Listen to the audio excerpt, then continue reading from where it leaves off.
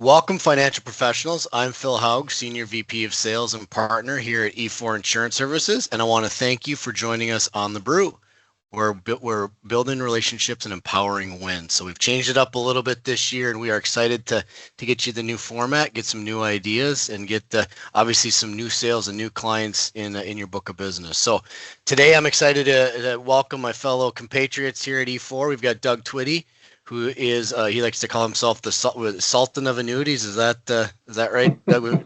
Official title is Director of Annuities, but his backpack says Sultan of Annuities. And we have our disability guru, or our Senior Vice President of Disability Income, Brady Serold, who's here to join us. And we're going to talk about February's topic of insuring your love. So obviously the industry always puts out different themes, and there's different motifs that run through the course of the year.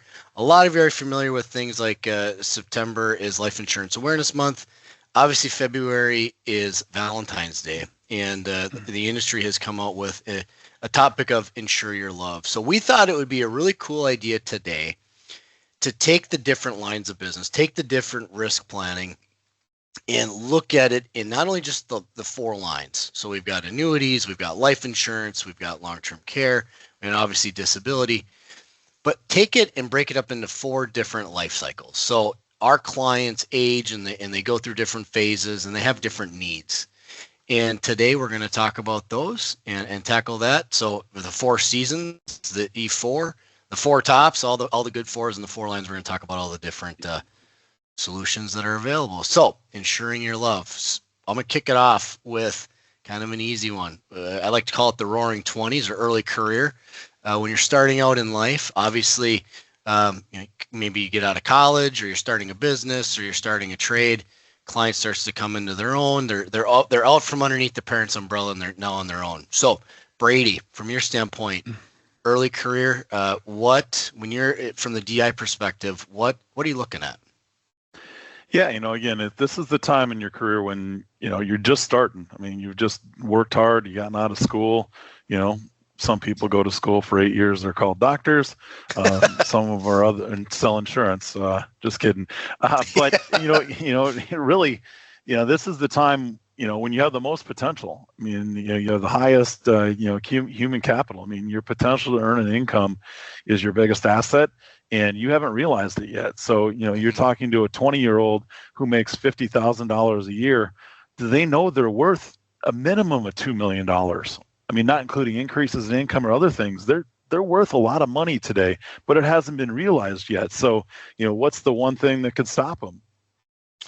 Being too sick or hurt and not being able to work.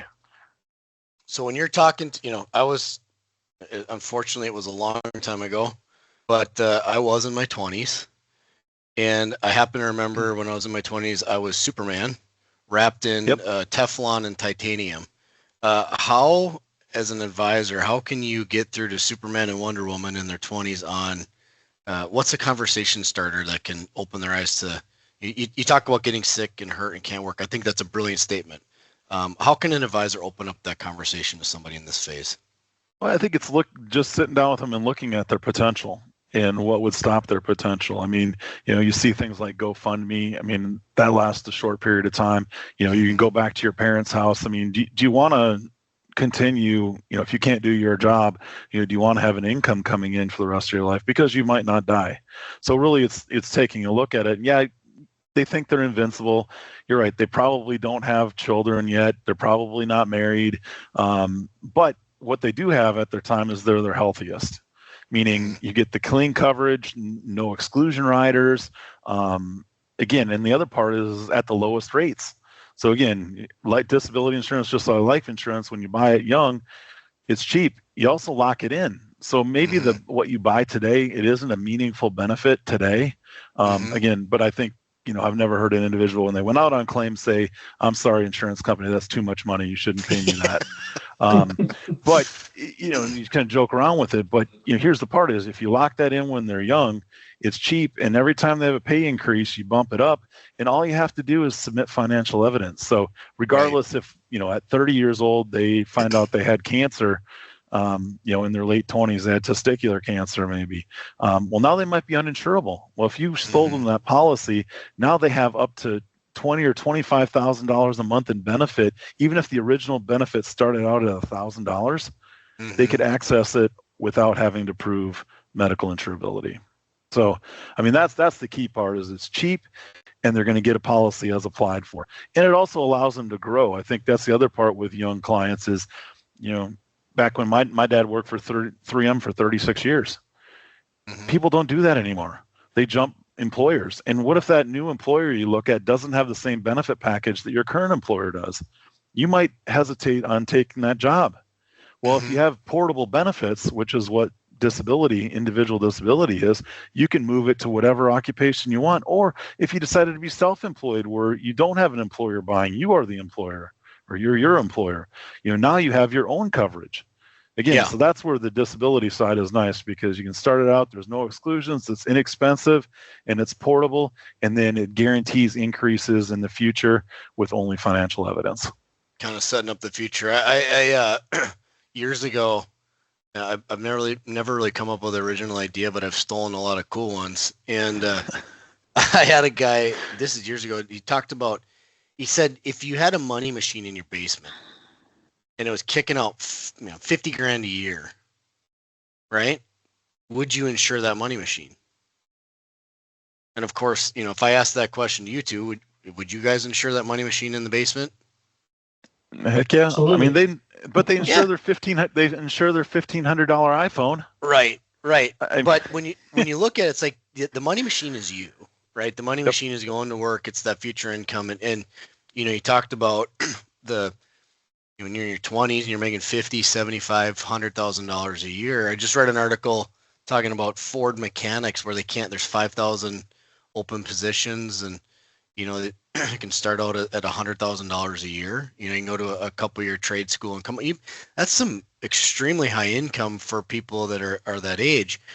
You take that out times a couple decades. That's millions and millions and millions of dollars that you receive the paychecks every 2 weeks.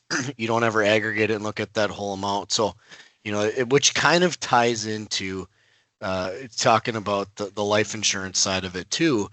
I look at insurance, there's certain phases where insurance in essence is you're replacing something. So if I have a homeowner's insurance policy and my house burns down, it's supposed to replace my house, right? I'm not supposed to profit off of it. I'm not supposed to gain off of it, but my home burns down, it builds a new home. If I crash my car and I total it out, it buys me a new car.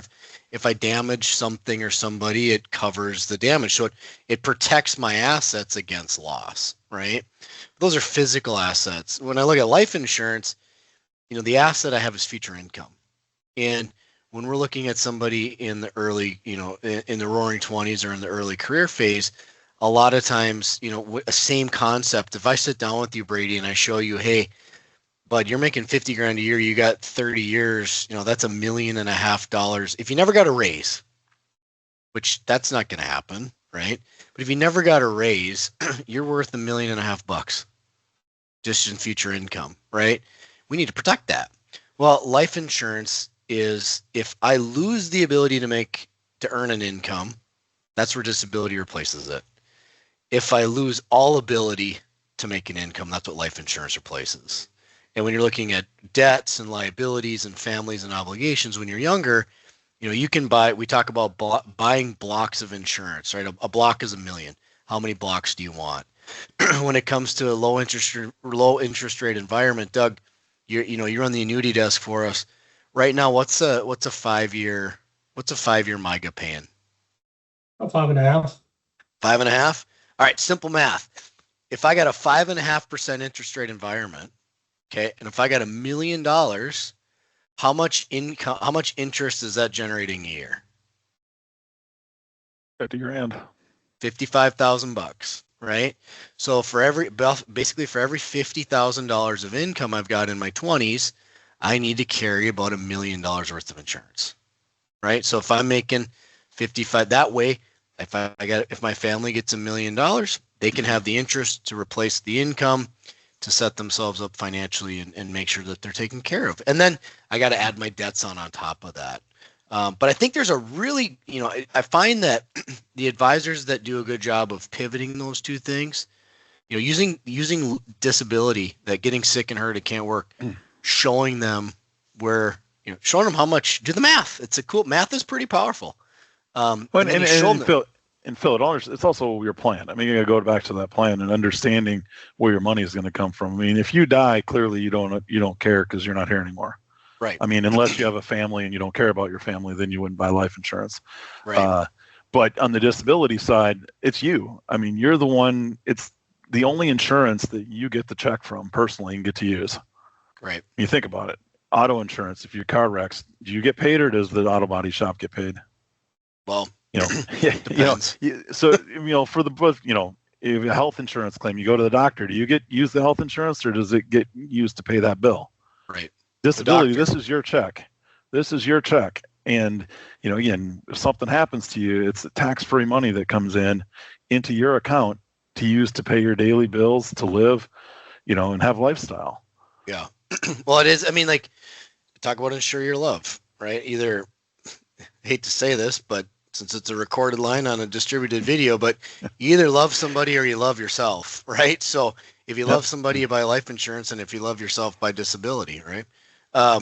You can't go wrong either way with that. Doug, when you're single, again, if you have kids and a spouse, you're also, it's somebody once told me in the side, if you don't buy life insurance and you die and you have your family, they would say you were selfish. And if you are disabled and don't have coverage, you have to live through it, and everyone tells you, and your family looks at you, and you're selfish, right? Because you didn't plan it properly. Didn't plan for it. Doug, early 20s, early career, annuities. What's your thoughts on what? Give me your take on the need. I think that's the time to be a little bit more aggressive than what annuities are basically going to provide. If you start hitting a spot where you've accrued some wealth, even at a young age, and you want to start moving some of that to a little bit more of a secure spot, that could be where an annuity comes in and compete against a bond or a CD at a bank. Even if you're doing one of those managed fund accounts, right, with a 401k, you buy you allocate to retirement 2050. Right? Or retirement 2070. The farther out it is, the more aggressive you are. So if you picked 2030, it's not super aggressive, but you could take some money and put it towards a safe annuity, and then you could push yourself to retirement date 2050, where it's a little bit more aggressive because you've moved some of that money to a safe spot. But in your 20s, it's not very likely. So it's more of a start to learn about the tool, not necessarily own it quite yet. A little bit. Yeah, I mean, especially if you could talk to your parents who are maybe looking at it, or grandparents. Yeah. I guess at 20. Yeah. Learn a little bit about it. There's nothing wrong with educating yourself financially. Yeah. The other piece, closing this section out with the early career formation, you look at the probability matrix. Comes long-term care. It's possible that you're going to have some sort of need in your 20s and 30s. Probably not that probable. What you want to look at when you're consulting with your clients is you want to show them there's a lot, not all cuts of meat are the same, right? So a flank steak and a fillet come from the same cow, but they're completely different cuts of meat. And when you're looking at things like something as simple as like a term product, which is what we talked about earlier, you can look at some term options that have some really good either conversion options or long-term chronic or critical illness options that are living benefits that come with it. So you've got somebody who's a high earner. They understand the need to take some responsibility. Don't just give them the cheapest term. That might be a good fit sometimes, but you can look at some permanent policies that have long-term care riders or chronic illness riders that are part of it, or you can even look at term policies that will kick in some living benefits. So you can effectively, I would rather see from a planning standpoint, I would rather see somebody put a lot of money away early to let compound interest and time value money be your best friend, and then lock in your insurability by buying a policy that's convertible and buying a policy that's got some additional living benefit riders on it. So in the event of catastrophe, you're okay, but you're not breaking your budget, because a lot of times, if you're like me, when in my 20s, I had champagne dreams, but I had a beer budget. I only had so many places that I could, and I think the beer budget I had was like either Ice House or Busch Light. It wasn't even the good stuff. It wasn't any of this craft brew. And Phil, and even in the disability world, that's something they have on disability policies, a catastrophic rider, where if your disability is the result of 2 of the 6 activities of daily living or the severe cognitive impairment, they can get an additional sum of money on top of the base benefit they have. It's an indemnity they can use for what they want. Now, it is not, I don't call it long-term care, but it really is the umbrella policy for your income for that worst case scenario, what if, and, again, as I said before, if I've never seen somebody turn down a check from an insurance company. Again, people in their 20s and 30s aren't planning for long-term care, but accidents do happen. Strokes do happen. So if you had that rider on the policy, you would get an additional sum of money that the family could help take care of you if you were unable to take care of yourself. Yeah. Moving on, Brady will stay with you. I know we've talked a little bit about some of the policy provisions and kind of want to hammer in a little bit more on the client conversation here. Moving into, we've all heard about the midlife crisis. I'm going to move into the midlife catalyst, right? So we're getting into our late, 35 to 55. Maybe they have their first house. Kids are starting to show up. They're, you're starting to earn the client's starting to earn some good income. We talked about setting up the stage for DI. Now we're getting into really now we're starting to have an intersection. We've got a high income. And for those of us that are going to the gym in our 40s, we're having a high rate of aches and pains, right? So those are starting to intersect. What's the conversation with this? What would we call it? I call it midlife catalyst because things are starting to happen. So what's the conversation change? Again, you have the most responsibilities again, and these things are typically at top of mind. Again, you have somebody who's depending on you, whether that's a spouse and or children and or parents. Again, your income is moving up. You're not at the entry level anymore. Your income's coming from different sources, whether that's bonuses, commissions. Maybe you started your business when you were young and now your business is thriving. So again, your income's, that motor is churning. It's not to where you want it to be, but it's moving in that right direction. And the one thing that can stop you is getting sick or hurt and not being able to work. So, understanding what you have is the biggest thing at this point, I think. And that's where, we talk with clients, we don't talk about product, we talk about a plan and education for the plan and helping them understand the different parts of it, because people might not know what they have through work. I think that's our job to help explain, because there's a lot of misnomers in that group world on what it covers, taxability, maximums. Again, so there's a lot of, moving parts to it, and your employer doesn't offer you that education when you get the coverage, much less if you don't have to pay for it. They surely don't talk about it. Hey, we got this benefit. If you want to learn about it, here's the book. Well, right. It's 65 pages and has a lot of insurance, lingo, jargon, and you don't understand it. So that's the first part, is getting them to understand the different options and where they're at, short-term, long-term, and I think that helps them build that emergency fund. Because again, most long-term starts at 90 days. Now, some employers have short-term plans, but again, so it's really looking at, various sources of potential income, where you want to do, get it from. Is it enough to fund your plan? Again, and that plan is your plan, because you have to have I've talked about the 5 basic things, that each people have to have: live, eat, transportation, insurance, and your utilities. Everything outside of that's lifestyle. And how much a lifestyle do you want? So again, those are the things. I want a big lifestyle. Yeah, most people do, but you have to make sure you plan for it so that lifestyle can continue. So that's really getting their numbers and seeing where the numbers line up, and if there's a gap, then that's when we investigate what solutions are available. And I think that the most incomplete statement that I hear from clients a lot, the more often they misspeak when they say, "I've got my coverage through work," right? And you have coverage, but I wouldn't depend on it, and 2, I wouldn't make the assumption that it's complete, right? So, when we're looking at, when you get into this phase of life, you do have, I'm in the middle of this, right? And I've got 17 different demands, and I've got 15 resources to take, to cover them all. So that means something's going to come up short, right? And there are some things and they're not the greatest. They're not that fun to tackle, right? But when I look at it, like, I love my family. I love my daughters. I love my fiance. I love, I want to make sure everybody's taken care of, right? And I need to make sure that I have life insurance through work. I want to make sure that two things are happening. One, is it enough to provide the resources that they need? Two, do I own it or does the company own it? Because guess, Doug, when I leave my employer, I leave my benefits behind, right? Most cases, yeah.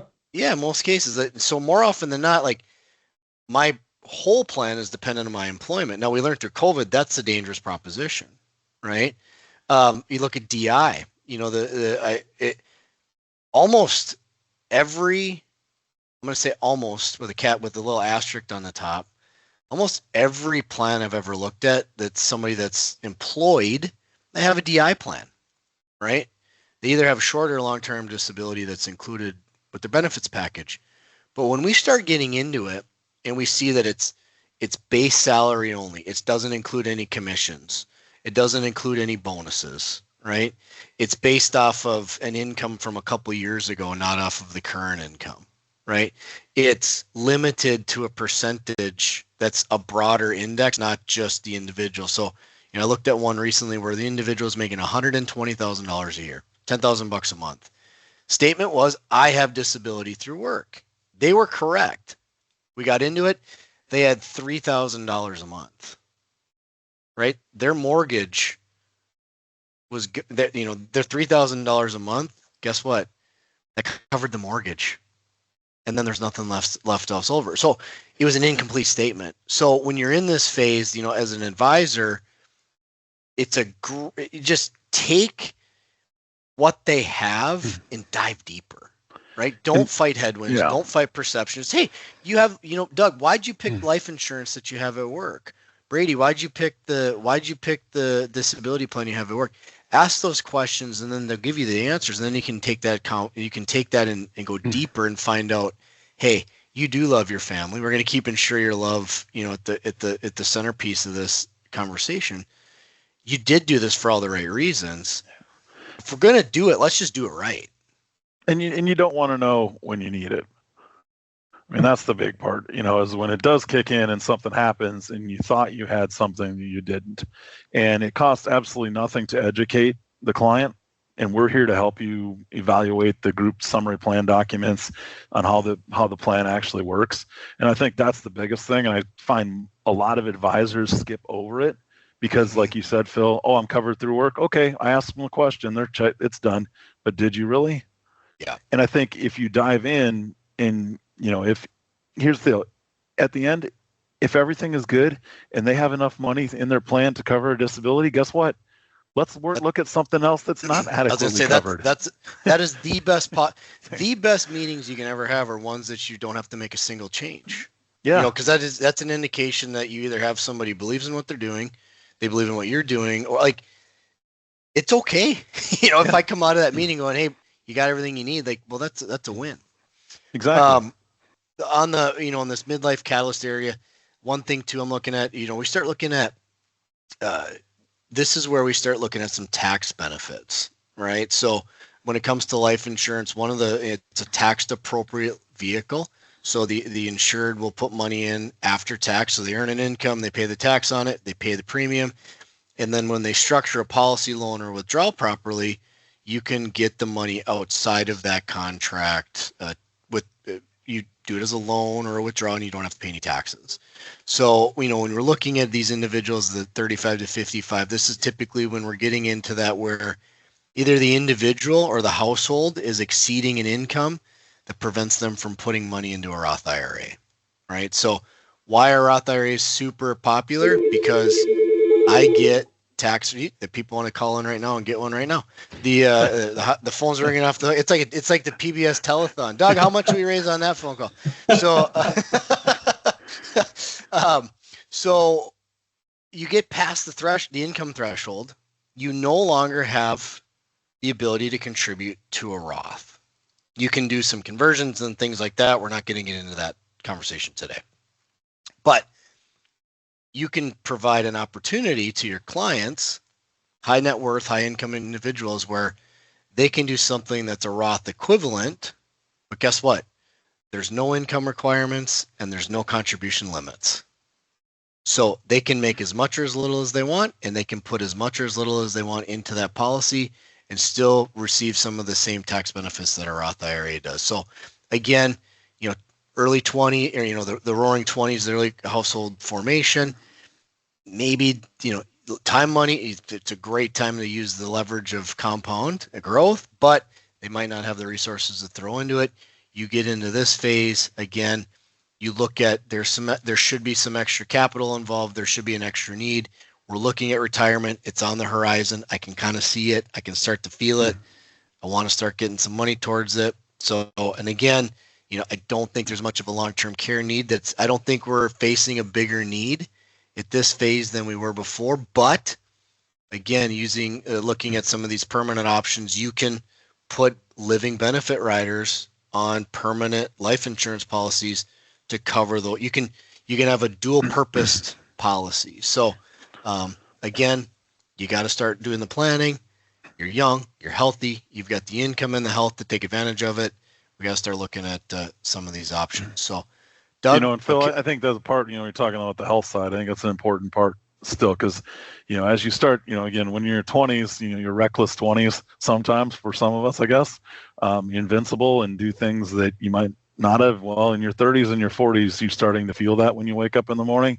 Yeah. And again, as you get older in the disability world and even the life world, things happen. Your health is only as good as it is today, and it's not guaranteed tomorrow. So the longer you wait, I don't care what product it is in the life or the disability or the long-term care, it gets more expensive and it's harder to qualify for. So again, Doug's over there like, we don't have any underwriting. We don't have that problem in annuities. If you hate underwriting, annuities are great for 60 and 70-year-olds because there's no underwriting. But that's what are you talking about? As you get older, again, things happen, and it's just each year gets a little bit harder and harder to qualify for. So again, that's the part, we think we do a really good job here at E4 with our exam first process and some other things in helping, if there are some potential health things, we can help navigate that process. But sometimes that intake portion is really, really important. Younger, you don't have to ask as many questions because they haven't had that health history for the most part. Right. But as they get older, things change, and that's where we get involved and help navigate that process. And for all of you watching today's BREWcast or watching it on the recording, Brady's coming at you from 2.5 decades of an underwriting perspective. So you've checked the boxes, yes or no, a little bit more than the average bear, and you've seen what happens when people wait. So you're coming from not only a spot of concern, but a spot of experience too. So you're very qualified to make that statement. Doug, you've been kind of sitting patiently and quietly. Now it's your time to shine. Just waiting for our life cycle pages to get up there a little bit higher. Well, now that you're a little older, it's then we started. It's time to move into where you start shining. We're going into the retirement red zone, 55 to 70. When you don't want to worry about underwriting anymore.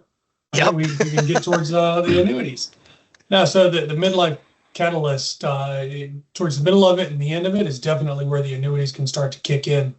We can look at a fixed indexed annuity that allows you to fully protect whatever you want to put into it against any kind of market loss, while also allowing you to get 100% of whatever the market's going to do, up to 10% or so. That's a pretty solid option, especially if you spent the last 20 years or so riding a nice wave, taking advantage of huge market growth, and you really want to lock in some of that gain. That's where the annuity comes into play. And then you can lock that money in. If it's qualified, we can continue deferring the taxes. If it's non-qualified, we can start deferring the gain. Right. So that's compound on top of compound on top. Right. It just keeps rolling. Triple. They call that triple net growth. Yeah. Triple compounding. Yeah. Triple compounding. As you get closer to age 55, you're within 10 years or so of retirement.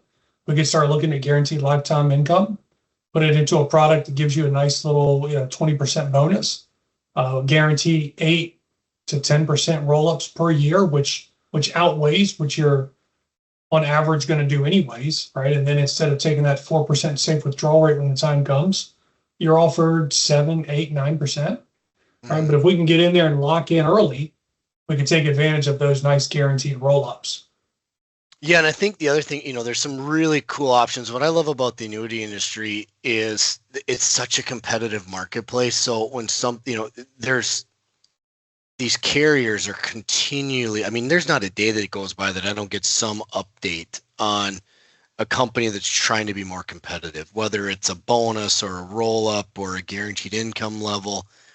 So it's kind of fun because there's always there's healthy competition that goes on with it. And what the one thing that I want to definitely talk about or bring to light is where does this fit in? And we've talked about like the retirement red zone, the 55 to 70. The people are starting to push retirement back a little bit from they're living longer. Things are a little bit more expensive. Health has improved, so people linger longer, and so they work a little bit longer. Or the perception of retirement, very few people get to 65, collect the, get the gold watch, get the pension, and then sit on the front porch and rock the day away, right? A lot of people work till they're 70, and my dad's 74 years old, and he got bored. There's a Costco across the street, so he goes over and hands out samples a couple days a week just because you want something to do, right? So you're seeing a little bit more of that, but you get to a phase as a planner where, we've got this intersection, right? So I'm earning my first two phases. I'm in my 20s. I'm in my midlife. I've deferred a lot of earnings and I'm starting to save, right? And now I'm starting to get to the point where I got to worry about a little bit of loss, right? And a 20% correction can make 100% change in my plans. A 10% correction can hurt, right? Yes. So, where the annuities can come in is you do have the ability to lock in some gains. You sit down with somebody, they've amassed, some wealth. Let's say it's $500,000, $1 million, whatever that number is. They've changed some jobs. There's they've got an IRA. There is a place for an annuity to lock in and remove the risk from the table. I saw Buffett used to say an annuity is like a AAA rated bond with a CCC rated return. So when you've got somebody, and that's Buffett's words, not mine. I don't know if that's compliant or not, but you've got something to protect, right? So this is where the annuities start to really start to. This almost becomes the tip of the spear from the advisor. Let's talk about income. Let's talk about protection. Same line. I've got something to protect, right?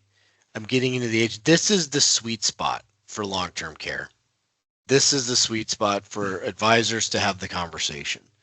This is where Phil, and if they've bought disability, again, I think at the end of your career is when you can't afford to get hurt. So understanding that plan, like we talked about, because the client's 50, don't assume they've done the disability planning if they're still planning it to work 5 or 10 more years, because those 5 or 10 are pretty critical. But if they have done the proper planning, I think the transition of, hey, you're not working anymore, you were paying $4,000 a year for your disability coverage. Well, as a planner, guess what you now have available? Right. $4,000, right? For the long-term care. The long-term care. Or even, heck, I look at right now, Doug, I had you run something the other day on a 70-year-old on an income product.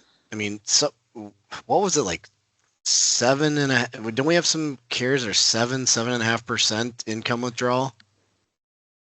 At 70, it's even higher than that. And then when you take into account, which is important, you take into account the upfront bonus that you could get.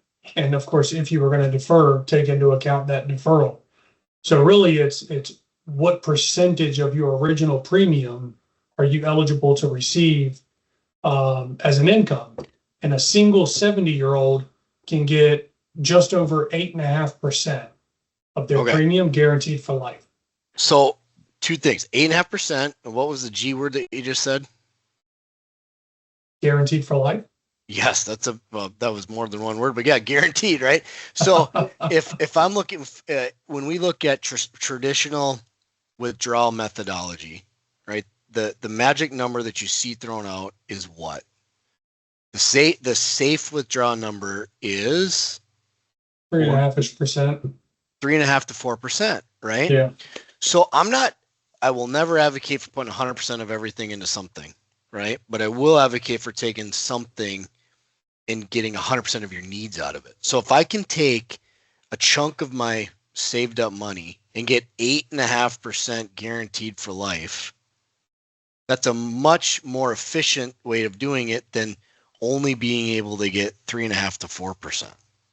So I can put half as much, get the same income, right? Do you follow where I'm going? So Absolutely. there's a huge opportunity for these individuals where you can show them with future planning, like, hey, we can offset some of the expense. You know, you have a block of money, you know, and I'm sure you didn't save that to go to the nursing home. There's two things that, you know, talk about Insure Your Love. I've never met anybody, I've yet to meet anybody that has been a really good saver and a really good planner for the benefit of the nursing home or the federal government.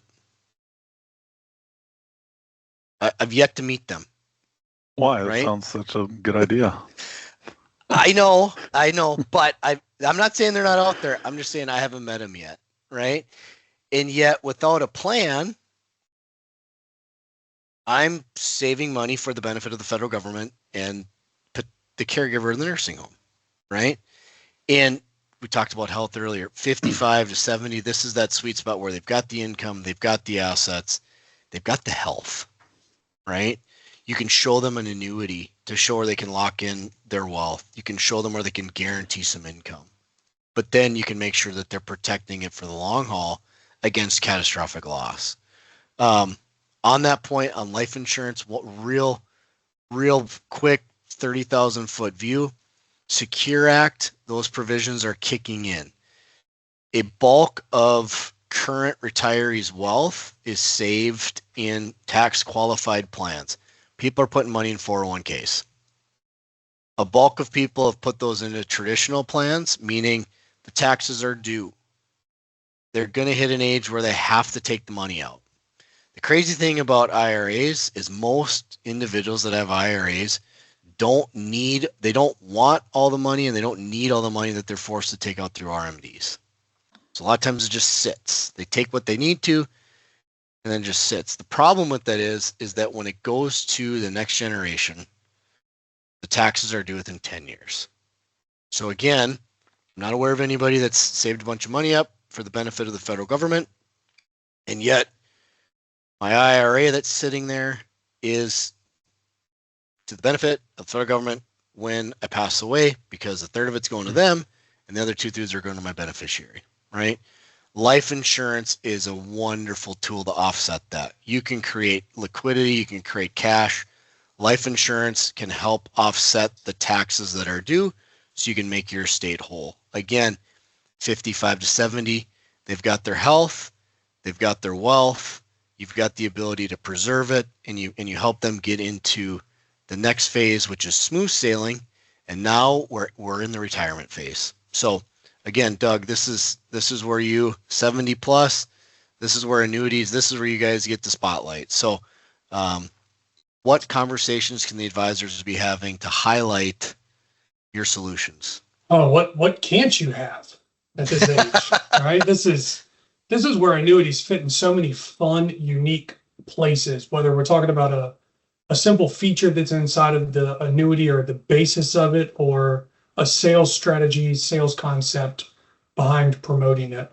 But, you know, we've talked about the guaranteed lifetime income, and of course that still fits throughout retirement, making sure that all your bills are paid.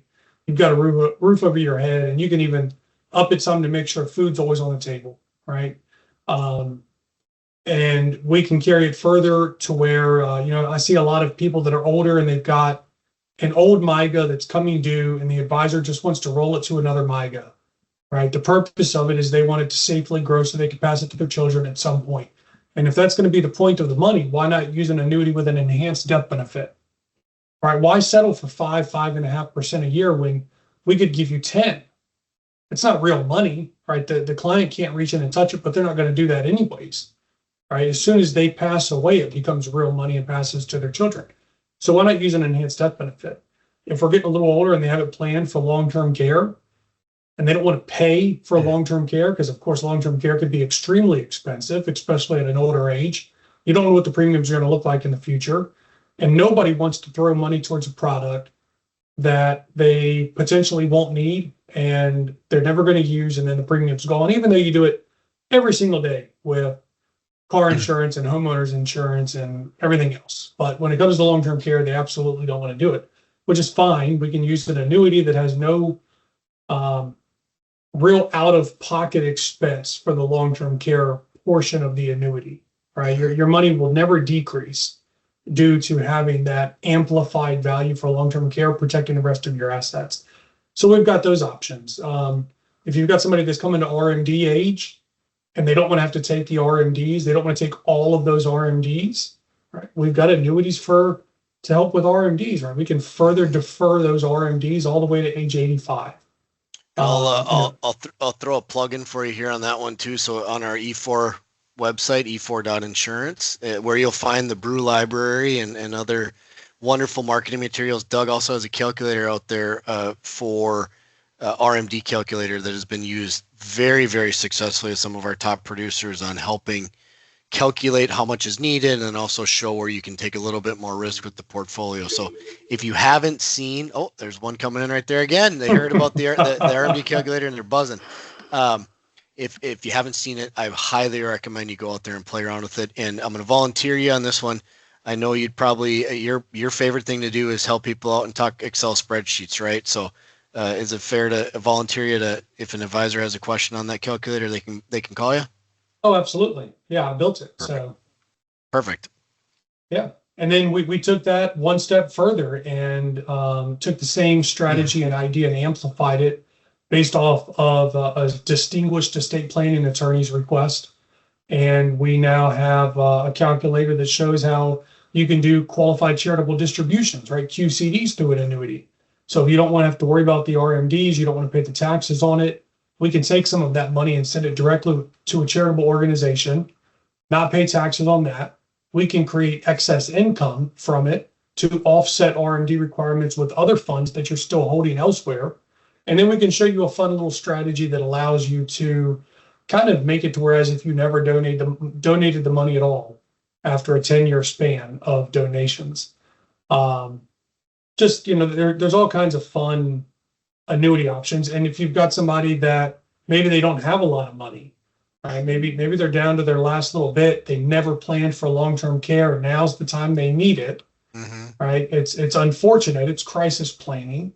The only option might be for Medicaid, right? And we have Medicaid compliant annuities. So we can help protect a good chunk of money, throw it into an annuity, and allow the client to go qualify for Medicaid the very next day. And so annuities fit into so many fun, I think it's fun, right? So many fun options. I hope so. Yeah. At that age group.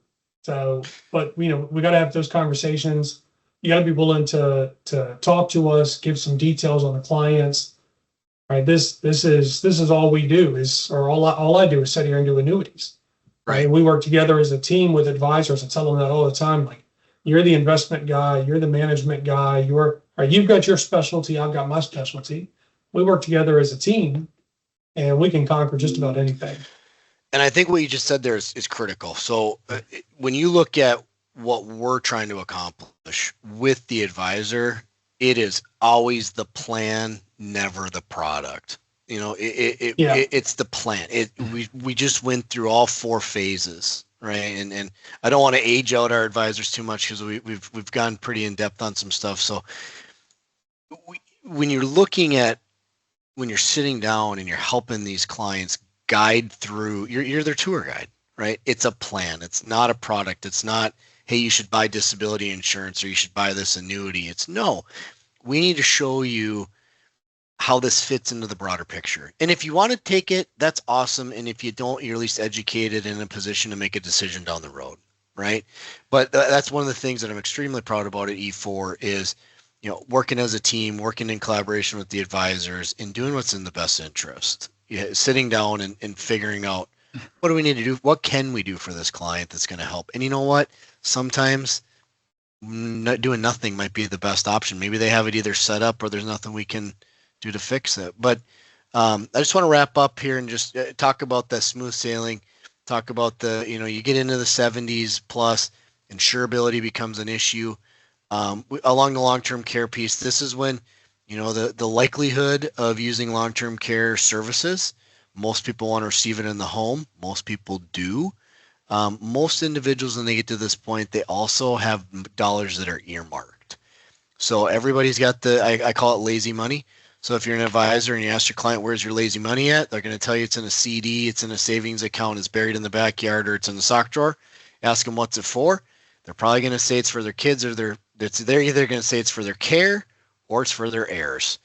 And if they give you either one of those answers, we are going to have a solution. So there are some annuity options that are out there that have very limited underwriting that can help offset the expenses that come from a long-term care plan. Doug's already talked about the benefits that can kick in on a death benefit product with annuities. And there's life insurance that if they're healthy enough, life insurance is obviously an option too. So if I've got that $100,000 sitting in a CD that I want to give to my kids or grandkids, I can leverage that with a life policy and I can remove the taxes. So whether they're 17, well, maybe not 17, whether they're, we can still do juvenile stuff. Whether they're 17 or 77, or as the kids say, 6, 7, right? So if they're anywhere in between, we can sit down and we can help them build out a plan. But we just want you guys to know, as advisors, we're here to help you. We appreciate what you do. We are along with the business cycle of your clients and of yourself.